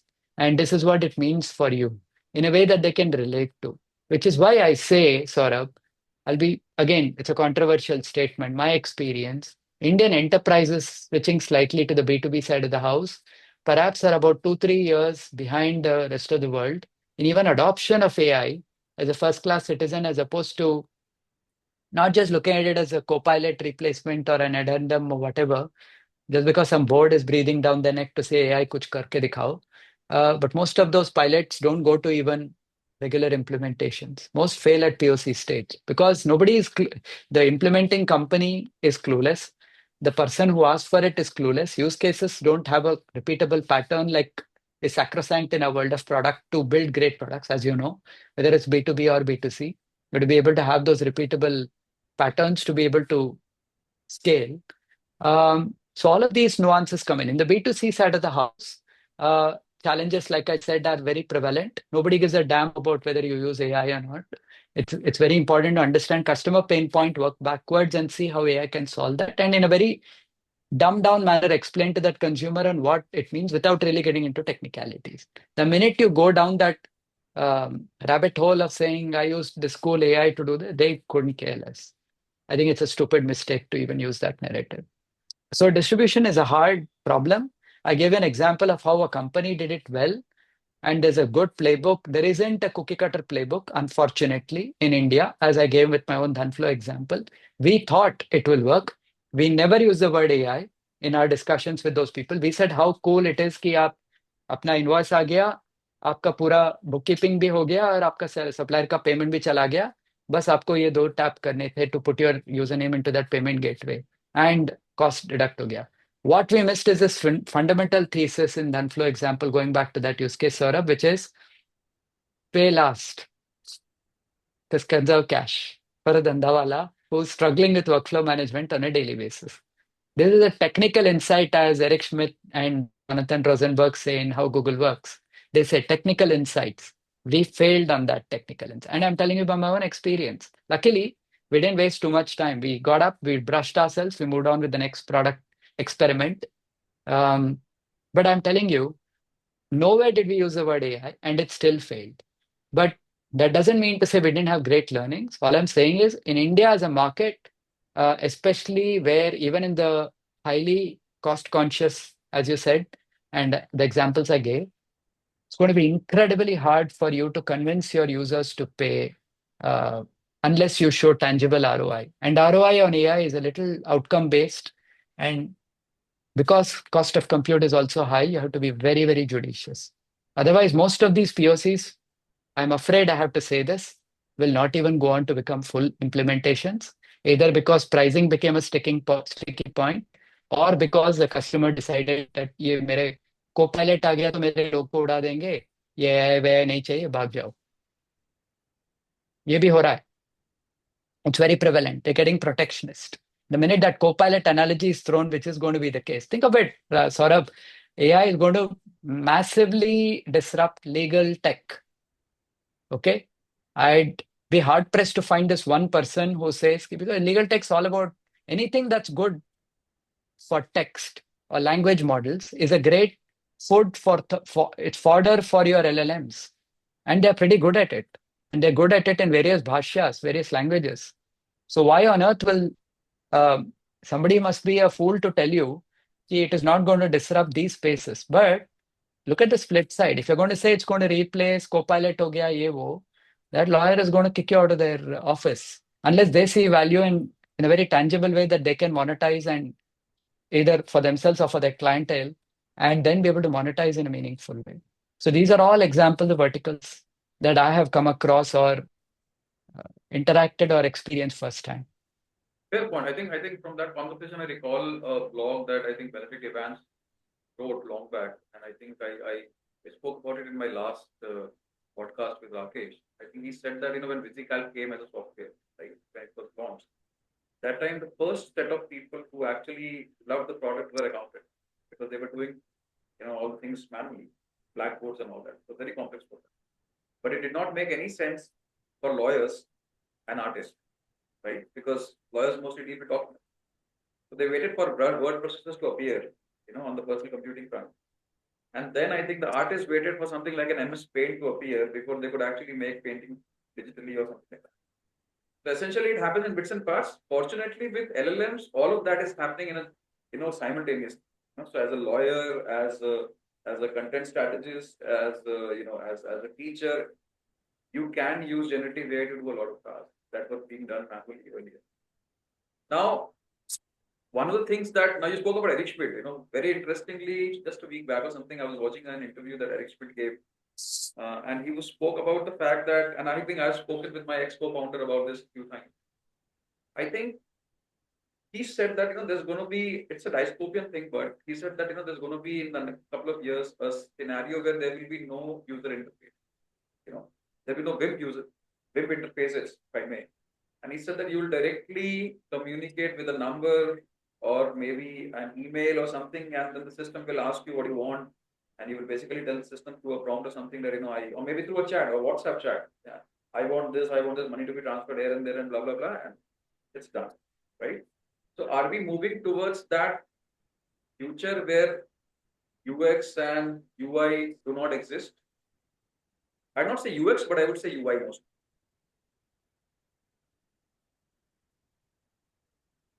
Yeah, great question. I've seen that interview, by the way, of Eric Schmidt. Yeah, he has some very interesting insights on AI and how quickly it can cannibalize, especially AGI and so on. He's more bullish about AGI than I am.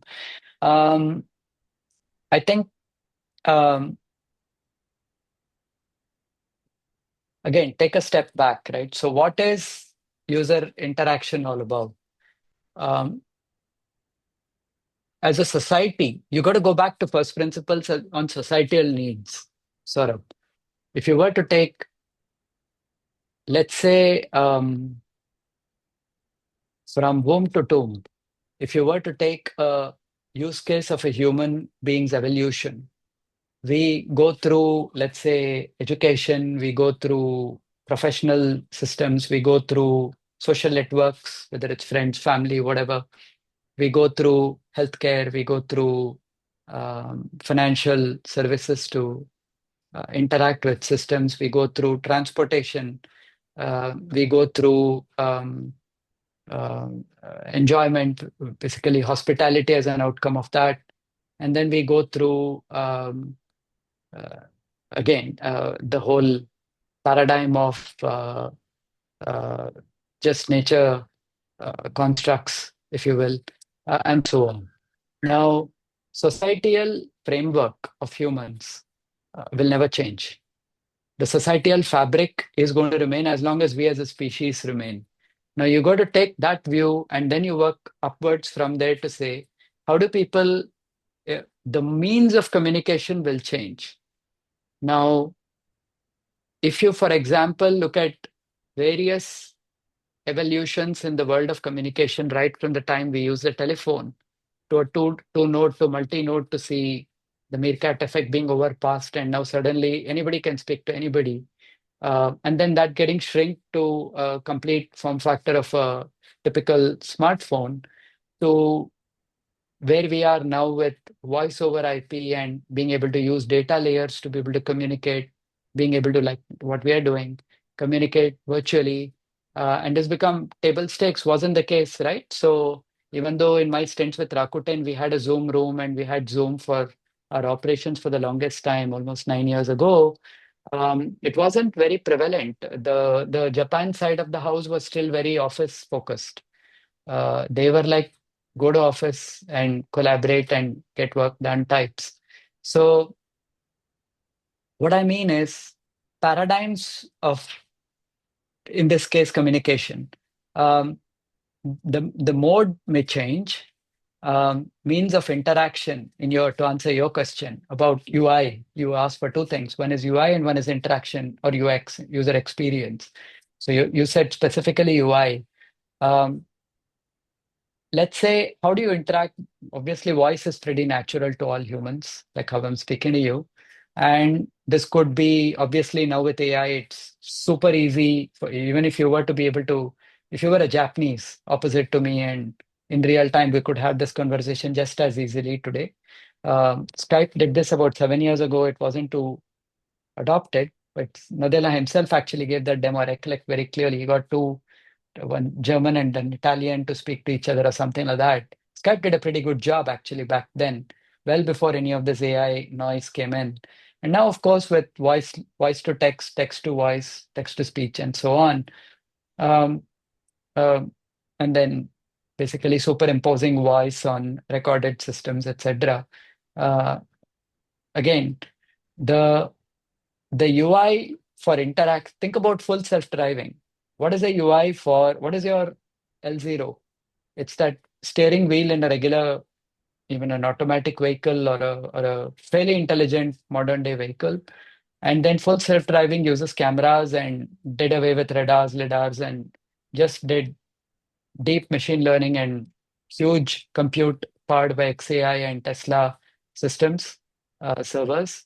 bank of H100s that other companies may have taken a few years to put together. These people put together in couple of months. Um, and that powers the entire full self-driving experience without even the need for a steering wheel.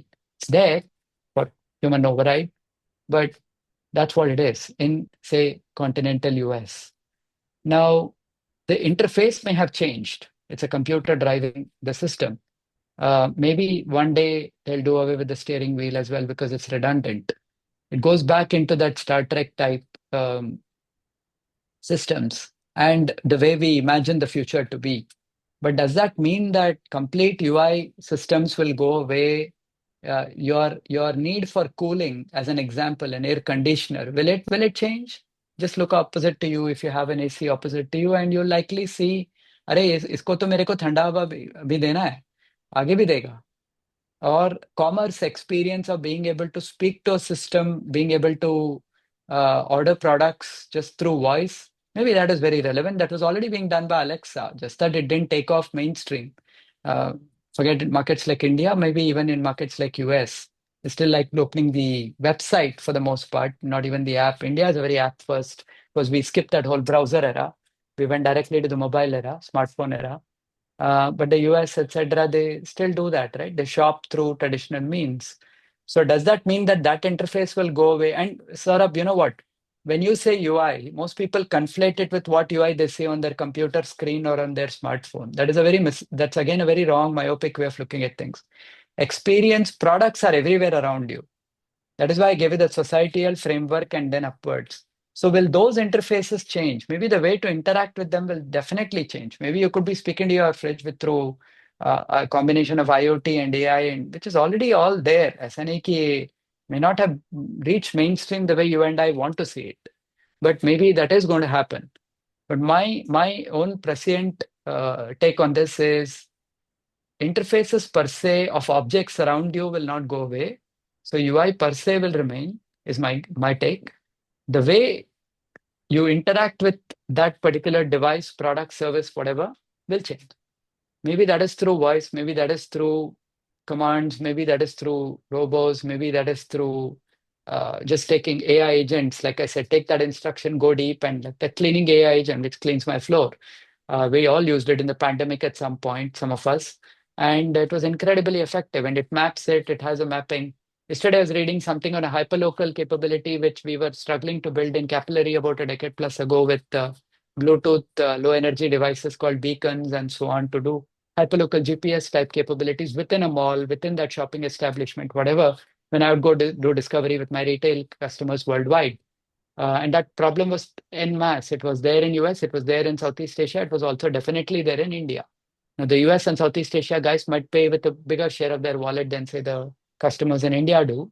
But what I mean is, those agents may be able to go interface, may be able to go take those commands, who knows?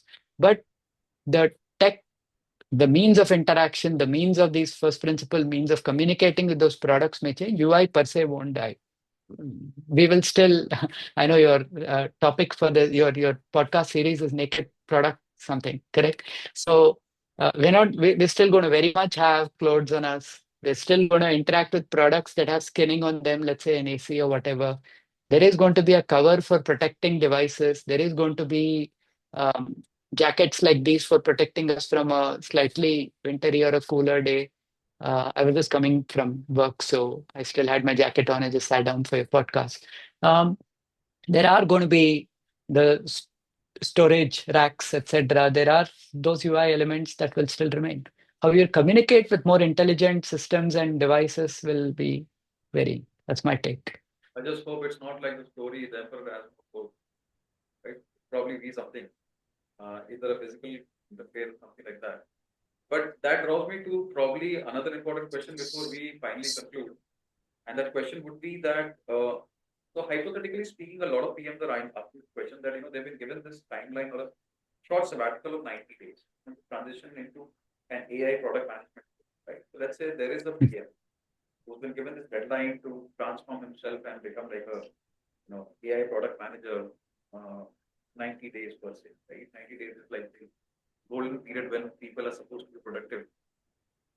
So what are the different things that an AI product manager who's never had a stint with AI earlier? Let's make it worse. Let's make it worse. Let's take that. This guy has not had much stint with AI systems earlier. He's not a technology buff per se. But having said that, he wants to graduate to that goal.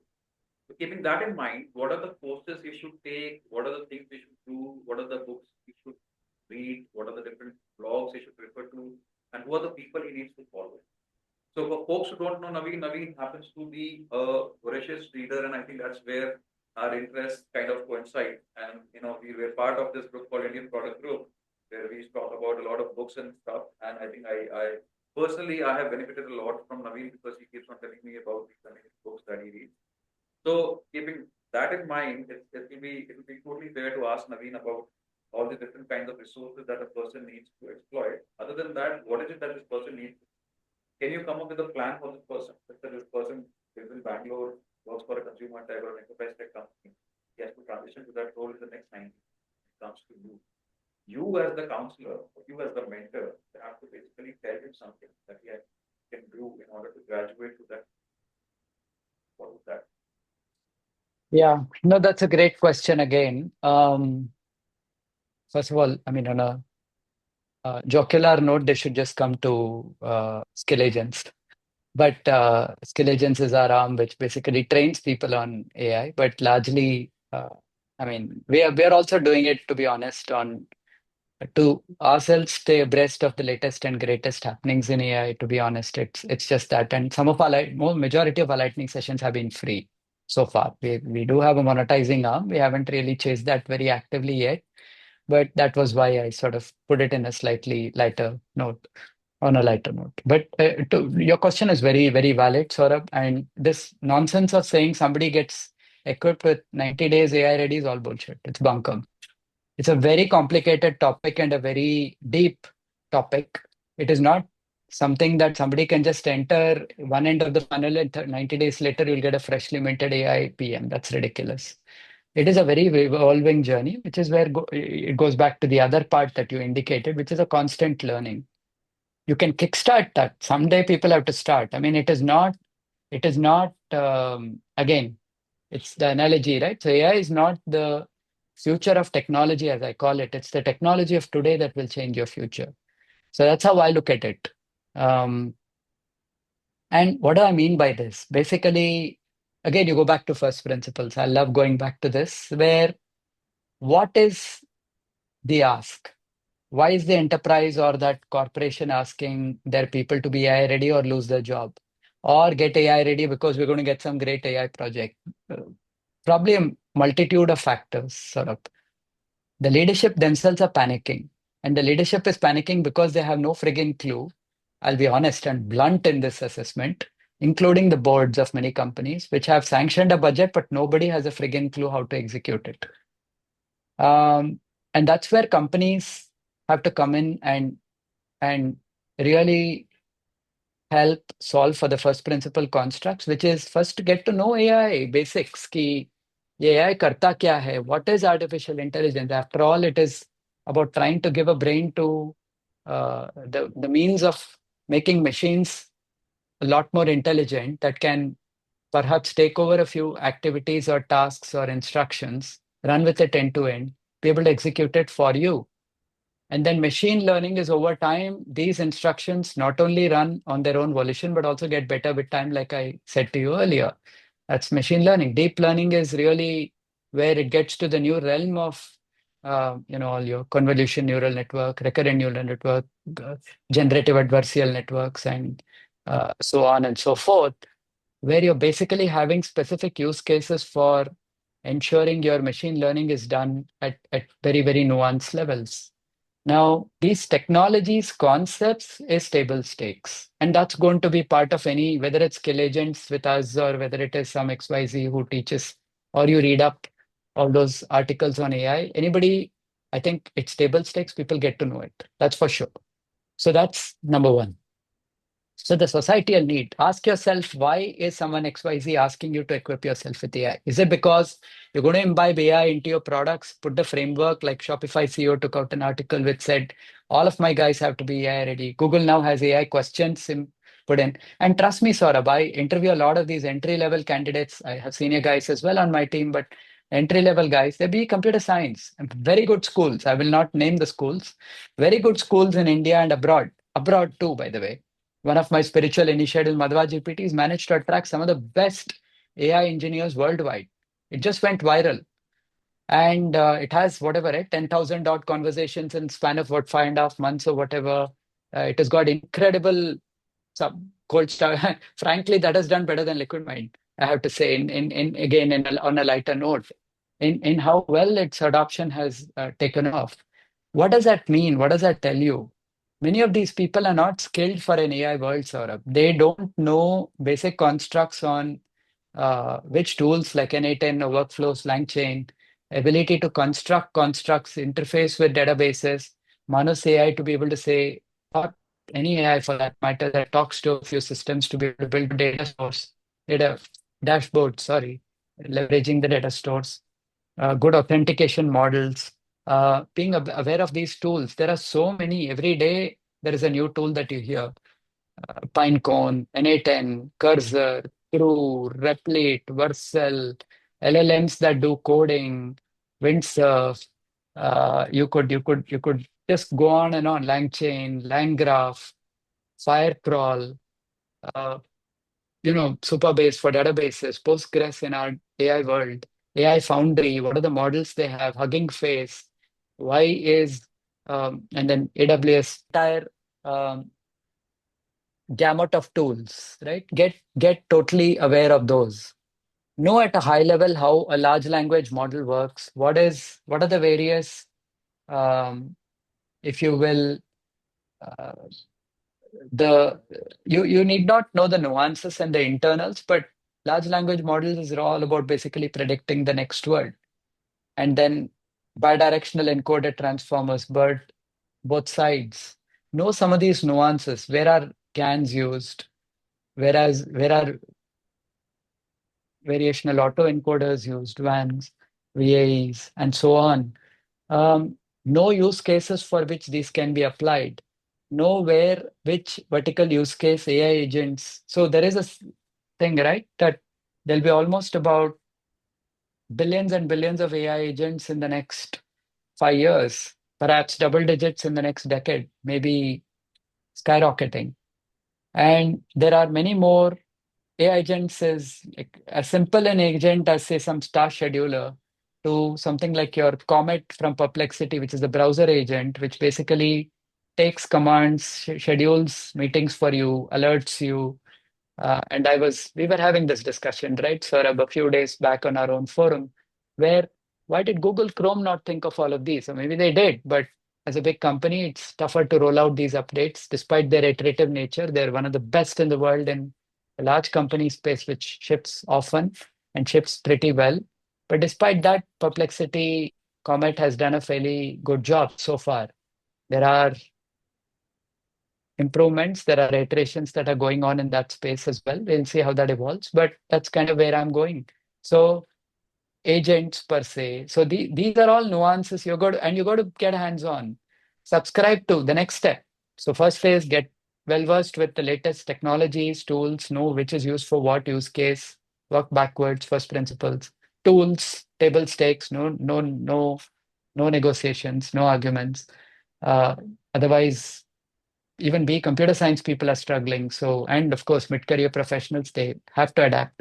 And then know compute. As product managers, we also have to know a little bit about costs. Many of us tend to get sort of worried, oh, मेरा काम बस PRD लिखना है. अरे यार, PRD लिखने के लिए भी AI लिख लेगा. Anthropic Claude can write better end-to-end PRDs than us today. O3 is also good in reasoning. I think the problem is also the fact that, see, so folks who are basically doing PhDs or masters, right, in artificial intelligence or in intelligence systems or stuff like that, for them it was a natural progression moving towards delivery. Because it was already a part of the dissertation. They were taught, they were very well versed with the math behind the different models. They understood machine learning in and out with the algorithms in machine learning. They went to deep learning, understood all of them. They did a bunch of projects and all that. So for them, this transition was natural. But for a lot of product managers who were limited to data-driven product management or basically understanding statistics and probability to some extent, this is like a gargantuan step towards that. Because, and I feel it's my personal belief is that as a product manager, like we had this conversation 2 days back also. Remember that if you do not understand the math behind the model, don't understand why the model is turning out a certain result, right? You spoke about outperformance per se, then it would be very difficult for you to crack a conversation with your machine learning engineer or with your with your data scientist or with anybody in your team who you're interacting with. So this, but again, having said that, easier said than done. It's not easy because you've never done this, right? You have to. I mean, there are certain things that you can Agreed. do, but there are a lot Yeah. of the things that you can't do and you can't comprehend. So it will eventually take you some time. So which is why I come back to the earlier question I asked: is that is going back to school the only way out, or is there some workaround where you can, because either you can learn comprehensively everything and then come back and probably take on this PM's role, or you can learn on the job. There are certain things you can first learn and warm up to, and then gradually move on to the difficult part. See, I mean, again, right? This time I'm not even saying it jocularly. Without doubt, we at Skill Agents, there is a course for AI PMs. And that's really why was it born? It was born for this very, addressing this very need. And you're right. Does that mean that is cool? Well, if you want to call it that for a 1.5 month primer to sort of get people up to speed on what are the latest, greatest, etc., they should enroll into something like a skill agents to be able to reskill, if you will, upskill if they would like to. That's one. But even podcasts like these, or follow all these influencers on X, follow all these influencers on LinkedIn, social media. 80% of it is noise. 80% of them are just paid to spread the word because somebody dropped a new model, somebody dropped a new tool, somebody did some minor incremental tweak, some eval model efficiency went up by X percentage. All of this will happen, Saurabh, but they will be abreast of what's happening in the space. Contextual awareness, as you know, for PMs is table stakes. In our world, see, today, thanks to AI, thanks to the entire deep research capability that Perplexity and Claude and OpenAI offer you, gone are the days when you have to scour through myriad Forrester, Gartner, IDC reports to be able to pull detailed understanding of systems. Uh, I think it's important that with the penetration of AI and it coming in into mainstream, this secondary research work, if you will, has been relegated to that of an AI. And if you are smart enough in putting good prompts and good reasoning and uh, in-depth analysis, you can even get very good PRDs churned out. So, though a day in the life of a PM, of whether it's secondary research, whether it is contextual awareness, or which ones you want to prioritize and why, and how you should tackle a certain market, what's that model thinking? A smart model like O3, which I still consider as one of the best, or Sonnet 4, etc., you will get a lot of those insights right off the bat. So these are table stakes. Like I said, either join something like a skill agents to be able to upskill on just at least getting the exact real world hands-on. It's very hands-on immersive training. I'm not marketing the course, just a caveat. I'm just saying it for what it is. It doesn't matter, skill agents or somebody else, but I'm just saying it for what it is, right? वो कम से कम एक intro मिल जाएगा. And then they have to double it up and back it up with their homework. Like I said, it is stupid and ludicrous if somebody thinks it is not a machine कि एक महीने में आ गया and 3 महीने में you'll get a full-fledged, it's not an assembly line that some finished car is coming out at the other end and finished PM is coming out at the other end who's AI equipped. It's a very evolving and a very immersive and a very long drawn process, but you can take iterative steps to improving your knowledge and understanding of these systems over time. And there is no one size fits all, there is no shortcut. But people can definitely get and by the way, it's very early days of AI, sort of. It's very early days. It is not a solution seeking a problem like, say, controversially what I keep saying as my Apple Watch example, other than a few health features. It is a solution seeking a problem. ऐसा नहीं है. AI is for real. AI is for real. It is like your utilities. It is like the steam engine. It is like your industrial revolution. It is a big deal. sooner people realize that, the better it is, because it's going to disrupt all industries. It is going to make a few people irrelevant. It is going to create new jobs in new spaces. It may take away jobs from one place, but also create jobs in another place. Maybe in applying AI, there'll be jobs created, but the industry AI just disrupted jobs will be lost. So people have to understand that nuance and adapt accordingly. If they're going to say, this is the way I've been doing, this is the way I'm going to continue doing, and they're a short candidate for AI to come and kill them, well, they're going to get killed. So it's as the writing's on the wall. So adaptability is a must. Going back to first principles and fundamentals is a must. Being abreast of tools, technologies, following influencers, there are plenty of them, Saurabh. I can't even name one or two. It'll be very unfair on my part. But there are so many on X. एक बार आप कर लो वो खुद model अपना उनका AI का system इतना अच्छा है एक्स एआई का कि x will keep throwing you new ones to follow. Similarly, LinkedIn, it's not that great, but it still does a decent job when you keep following one or two very good, respectable voices in the AI space. It'll automatically keep showing you more in your feed. Um, but it's very collaborative filtering and AI constructs thrown in. But long story short is, you have to be constantly on top of your game. Try it out. As PMs, please get out of this thing. Get closer to your customer. Look at the job to be done. Figure how AI solves. They don't give a damn that you're marketing AI to them and saying, my AI does this, my AI does that. They don't give a damn. So please get out of that narrative. Take that first principles product thinking. By the way, we're one of the few disciplines which is going to still be very relevant in an AI industry. Product management. Good news for all of your listeners, all product managers. We are not becoming irrelevant, but you have to readapt. You have to sort of adapt yourself to the new way of doing things. That's the only call out. What what would be a couple of books that you would recommend for people to read if they were to be well versed in AI product management books? Maybe some community, some courses, some blogs that you follow, or some newsletters that you follow. Just a bunch of them, not you don't have to name a list of them, just a bunch of them. See, Lenny's newsletter has been a good source. Building agentic systems, which I was sharing with you a few weeks back, sort of, that's a good source for B2B AI adoption. AI use cases, artificial intelligence applied use cases are pretty relevant.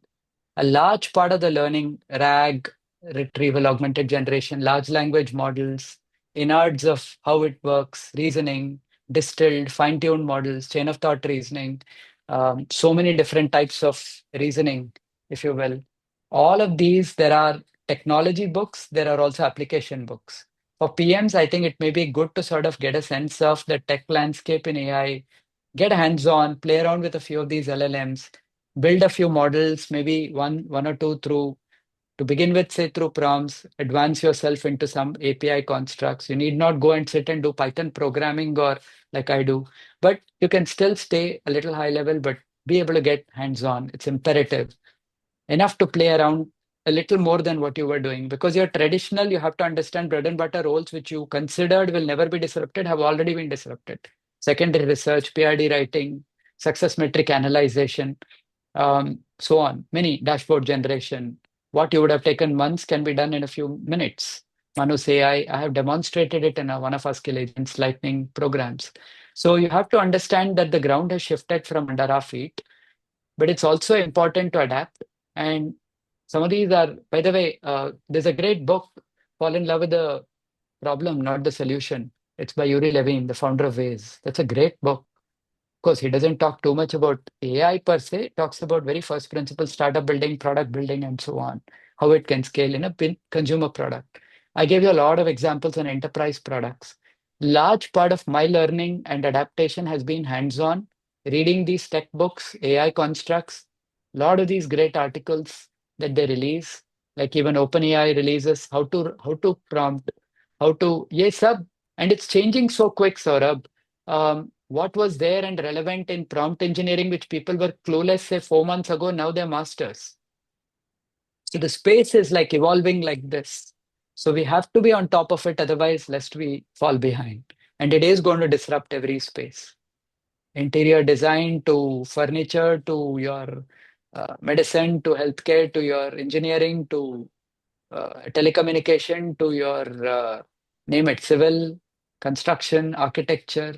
They're all designs, You can create through generative AI as an example. So why not? What I mean is, no industry will be spared. The question is, the sooner we wake up to that reality and work from first principles and adapt, better. Some example, there are plenty, Saurabh. I can ping you a few. We have been discussing so many over the period of our own conversations on our India Product Group channel over the last many months. There are many. There are many. So Naveen, that also brings us the question.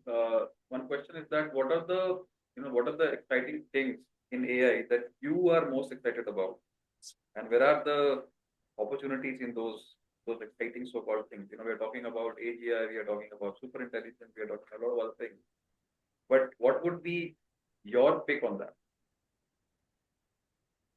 See, I would love for, let's say, genomics coming up with cures for cancer through AI. Giving you utopian views, okay?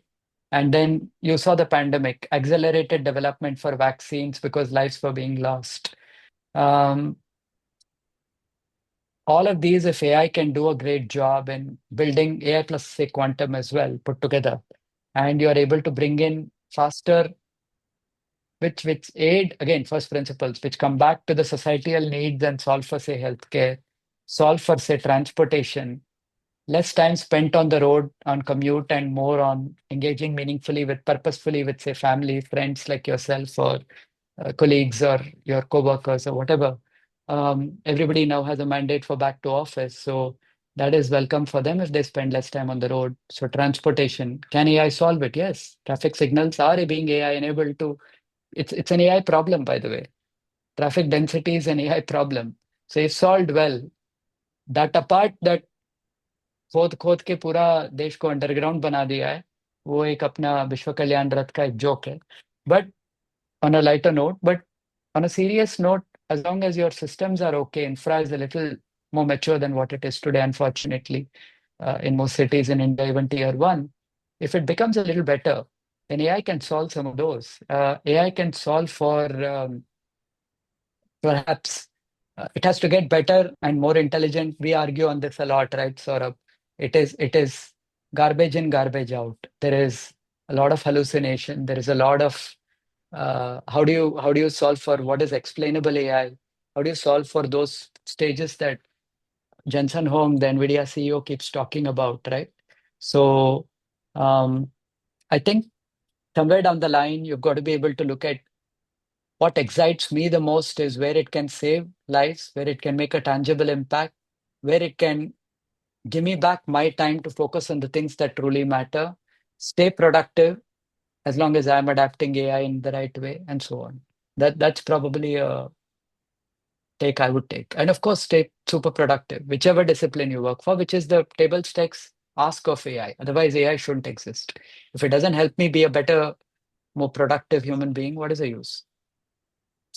Great answer. I And think better time spent, say, with family and so on. true.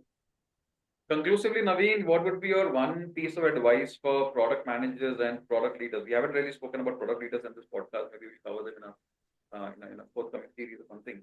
But if you were to give that one piece of advice to product managers and product leaders, uh, you know, struggling in this AI era to get their feet firm on the ground, and and also to thrive and to grow and to survive and all that things. So, what would you advise them? One word, one line rather, get AI ready today. Does not matter which discipline you belong to, it's coming for you. It's coming for you, and it's coming for you in a very meaningful way. When I say it's coming for you, it doesn't mean it's going to kill our job. Don't get me wrong. It just means if you're not AI ready, you won't even know what hit you. But if you are AI ready and you're abreast of what you can have better, meaningful conversations with your team members, with your engineers, with your CTOs, with your leadership, with your business stakeholders, with your customers, most importantly. You can build better profit margins for your product. You can sell more of your product in the context of product. You can be a better human being in family because AI give back if used well. And if you knew how to use it well, give you back your time to use it more purposefully for things that truly matter. It improves the quality of life if used well. Again, these caveats I'm throwing in constantly because of the imminent threat of AGI, GPT-5 somewhere down end of this month, etc., deemed to be almost at super intelligence capability. I would recommend reading that book called Super Intelligence by Nick Bostrom that Musk had recommended long, long back, over a decade ago, actually. It's still relevant. But I would say, please be AI ready, adapt yourself, get up to speed with some of the latest and greatest things that are happening in this world. Don't stay behind. Absolutely. I think it's almost inevitable. It's coming for you, and it's almost but essential for you to know about AI in this innovation economy. Otherwise, there's no way out. But thanks, Naveen. Thanks for those wonderful, wonderful ideas, for those wonderful discussions. I enjoyed, hearing from you, and I mean, every time I talk to you, it's an awesome learning experience for me as well. And that apart, the book recommendations always help a lot in trying to understand the world that we are in. Actually, the world around us is changing exponentially fast. And it's difficult to keep track of this well. It's only when we talk to people like you, we kind of understand where we are. But thank you so much. It was a privilege hearing you, and look forward to such sessions more in the future. We will try to get you in one of the other podcasts that we hold. But yeah, thank you for your time, Naveen. Great listening. Thank you, Saurabh. Thank you for having me. As always, enjoyed the conversation with you. Something or the other, always to learn from you and your wonderful book recommendations as well. It's for those that don't know, Saurabh's book recommendations are just awesome. So recommend you pick on his brains to get some more of those, including on AI. And he has personally given me a few recommendations on AI. I mean, he's being very humble and modest when he says he's asking me for the recommendations only. He has recommended many such a good book that I have gone on to read and benefited, frankly. So thank you for having me. Wonderful to be on this talk. Thanks, Naveen. Thanks a lot. Bye. Good luck. Thank you. Have a nice day. Bye bye. Good day.